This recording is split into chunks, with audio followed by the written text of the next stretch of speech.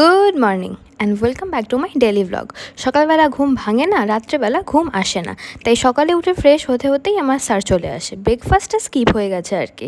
শ্যামনগরে আমার এরিয়াতে ব্লিঙ্কিট চালু হয়, আমি যে কী খুশি হয়েছি। রোজ মন চায় একটা না একটা কিছু অর্ডার করি।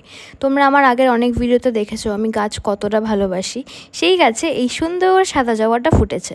অনেক দিন ধরেই বৃষ্টি হচ্ছিল বলে আমার আর পটাশটা দেওয়া হচ্ছিল না, আর যেহেতু বৃষ্টি হয়নি তাই ভাবলাম দিয়েই দিই।